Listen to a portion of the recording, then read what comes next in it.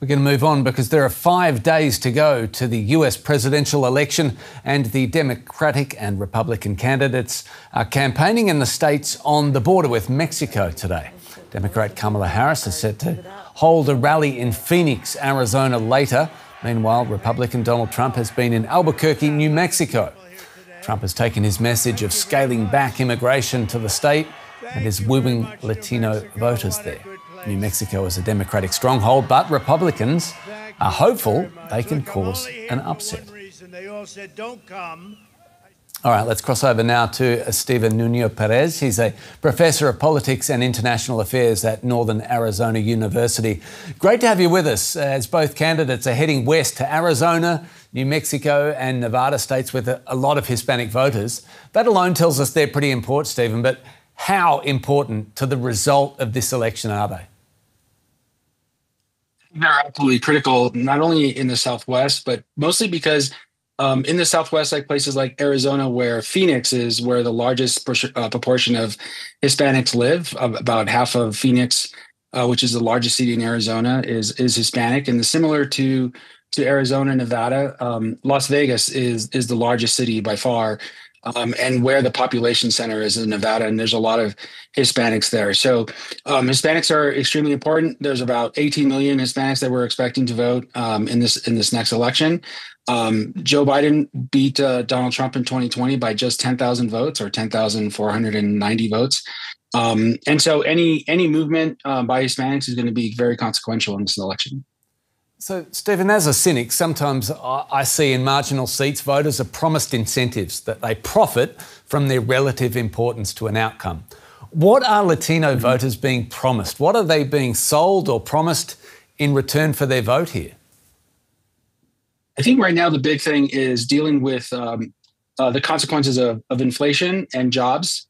And so Latinos are asking for a perspective on what the new economy is going to look like in the future. And I think both candidates are trying to convince Latinos that the job creation and the economy moving forward is going to be better under them than their opponent. And who seems to be doing better at this stage? Do you notice a trend?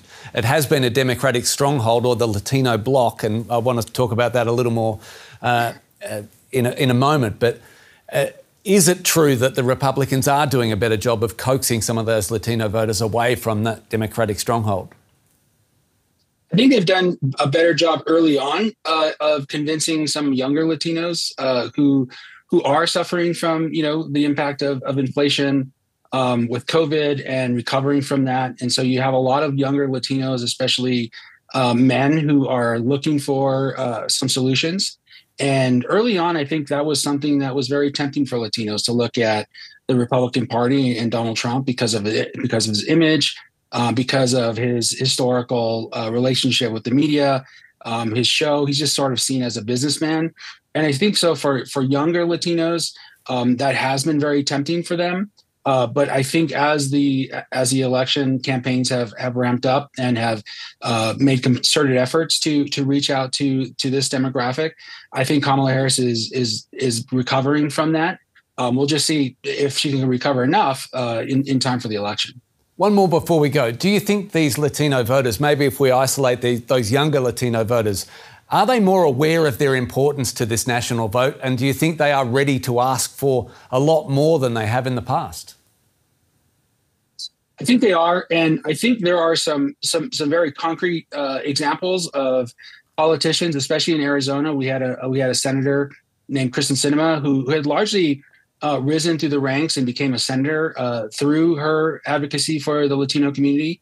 And when she came in power, she sort of turned her back on the issues and the values that she had proclaimed she was going to support when she came into power, and she paid a price for that. I think she's the only senator in our history to win an election and then 6 years later just totally disappear. So it is very, very rare for a U.S. senator to do that. And Kristen Sinema paid a really, really big price for that. And I think a lot of other politicians are paying close attention to if they make these promises that they come through. Some great context for us, Stephen. Thanks so much. Stephen Nuño-Pérez, Professor My pleasure. at the Northern Arizona University. Thanks a lot.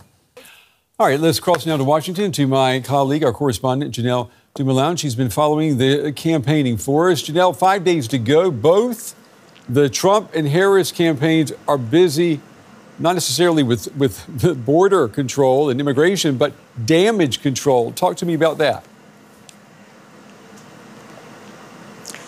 Yes, Brent, you would think that if there was ever a time for a campaign to avoid mistakes, now would be it. But then again, here we are. So the Trump campaign is still being dogged by the fallout from racist remarks that were made during one of his rallies. A comedian referred to Puerto Rico as an island of garbage that should have presented an opening for Kamala Harris, but instead she's had to clean up remarks that President Biden made where he appeared to refer to Trump supporters as garbage. She has had to work to distance herself from those remarks and also clarify that that's not what President Biden meant.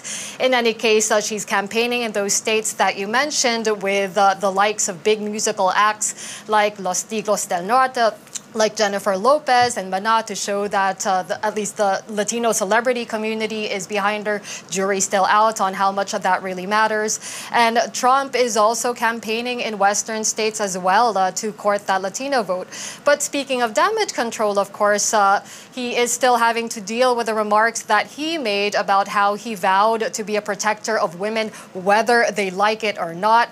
Harris has seized upon those remarks to say that that is further evidence that Trump is telling women what to do with their bodies. So there's been a lot of those sorts of things in the last couple of days. But of course, the closer it is to the election, the more these kinds of mistakes are magnified, because it really is now where the electorate is paying attention.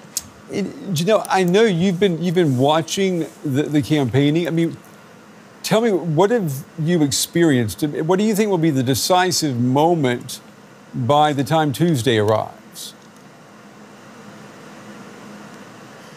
You know, I've thought about it a lot, and I think my basic position is this, right? Like, if Trump wins, it will be down to because of how voters think he will handle the border, immigration, and the economy, and also because of voters' general feelings around how the Biden administration handled the crisis in Gaza, the crisis in Ukraine, and generally how the Biden administration handled crises in the world.